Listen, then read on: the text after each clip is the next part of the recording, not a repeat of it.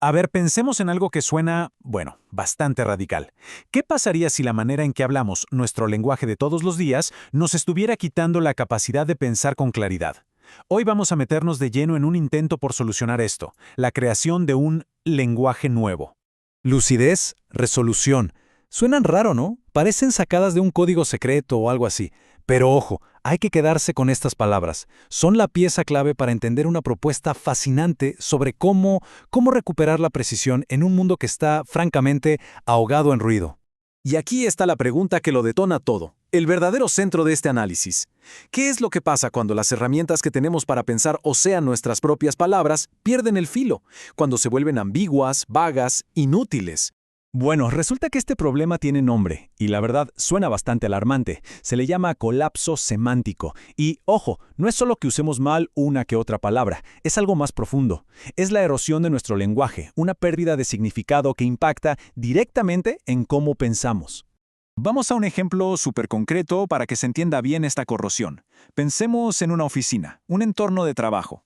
¿Cuántas veces se ha escuchado a alguien decir que va a asesorar unos datos, cuando en realidad lo que va a hacer es corroborar o validar esa información? Son dos cosas muy distintas. Asesorar es dar un consejo, transferir un criterio. Corroborar es verificar, es un acto técnico. Y esta confusión que parece pequeña no es para nada inofensiva, es el síntoma de un pensamiento impreciso que al final del día le pega a la eficiencia. Y entonces pasa esto, cuando las palabras se vacían de significado, se convierten en fonemas, o sea, simples sonidos, contenedores huecos que repetimos una y otra vez casi sin pensar. Y de pronto nuestro lenguaje deja de ser esa herramienta de precisión que debería ser y se transforma en, no sé, un juego de adivinanzas. Este ejemplo es genial porque muestra el nivel de absurdo al que podemos llegar. Incluso los buscadores de Internet, nuestras supuestas fuentes de información, a veces caen en definiciones que no definen nada, que dan vueltas en círculos. No es un error aislado, es el sistema completo, amplificando la mediocridad.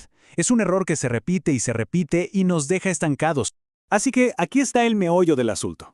Si no tenemos las palabras correctas, esos ideogramas precisos para armar ideas, pues simplemente no tenemos con qué construir soluciones complejas. Es así de simple. Toda la estructura de nuestro pensamiento se empieza a debilitar. Entonces, si las herramientas del pensamiento se están debilitando, ¿cómo es vivir en un mundo así? Bueno, según esta idea, entramos en lo que se podría llamar una vida en baja resolución. Y las consecuencias van muchísimo más allá de un simple malentendido. La fuente le pone un nombre bien específico a este estado: existencia huestocástica. Pensemos que es como vivir en piloto automático.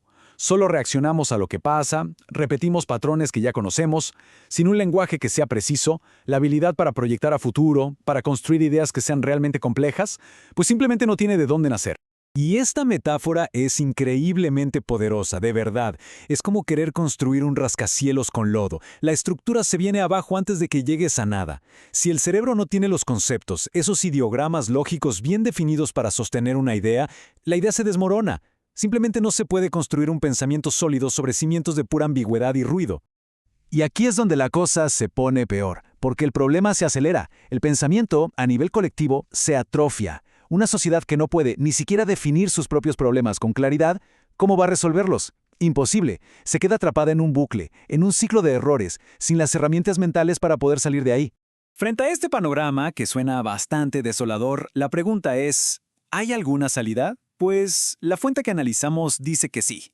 Propone una metodología, una forma deliberada de reconstruir esa precisión que se ha perdido, y a esto le llama el sistema W. El prefijo W es mucho más que una simple letra.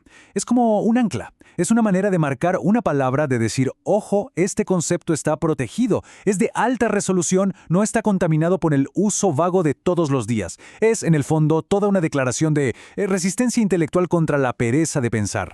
A ver, el objetivo de este sistema W es proteger lo que se denomina el ideograma lógico. ¿Qué es eso? Es el concepto en su estado más puro, la idea central sin distorsiones que una palabra debería representar. Mientras el lenguaje común degrada las palabras hasta convertirlas en fonemas vacíos, el sistema W busca elevarlas, convertirlas en ideogramas con una alta densidad de significado. Y el proceso es súper metódico. Son 3 pasos. Primero, hay que identificar un concepto que ya perdió su significado, que se volvió ambiguo. Segundo, se construye una palabra W, una herramienta bien afilada para capturar ese sentido preciso que se perdió. Y tercero, se usa esa nueva palabra como un marcador de distancia, como para señalar que a partir de aquí se está operando con un lenguaje de muchísima más claridad. Aquí el contraste es lo que de verdad llama la atención. Por un lado tenemos el lenguaje convencional, que es estocástico, o sea, reactivo, se basa en repetir patrones. Y por otro, el sistema W, que es deliberado, es creativo, uno es ambiguo, de baja resolución, el otro es preciso, de alta resolución. Básicamente, uno repite lo que ya existe y el otro se enfoca en construir estructuras nuevas. Pero, a ver, esto no se queda en una simple técnica, va mucho más allá. Es toda una filosofía, porque detrás de estas herramientas hay una idea muy poderosa sobre la capacidad de la mente humana. Una idea llamada la autonomía de la creación. La fuente le pone el nombre de autonomía de la creación, y es una idea bastante radical si lo pensamos bien. Dice que la capacidad para resolver un problema no depende de tener el entorno perfecto. No.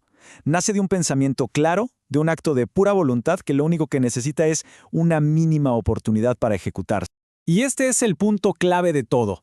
No hace falta tener la oficina ideal ni la mejor conexión a Internet para poder pensar con claridad. Lo que de verdad se necesita es la habilidad para detectar el error, para identificar dónde está la falla en el sistema y tener la herramienta mental, la palabra precisa para intervenir justo en ese momento. La lucidez, al final, es independiente del entorno. Entonces, después de todo esto, la pregunta es, ¿por qué debería importarnos? Más allá de lo teórico, ¿cuál es el impacto real de tener un lenguaje preciso? Bueno, la conclusión es tan profunda como inquietante. La fuente lo dice sin pelos en la lengua, lo describe como una forma de tragedia evolutiva. Y es que cuando una civilización pierde la capacidad de pensar con detalle, cuando ya no puede sostener ideas complejas, en el fondo, lo que está haciendo es retroceder. Y es con esta pregunta que nos deja este análisis. ¿Qué sucede cuando la brecha de comunicación se hace tan grande, tan total, entre quienes operan en alta resolución y una sociedad que vive en la ambigüedad? ¿Qué es lo que se pierde en ese abismo?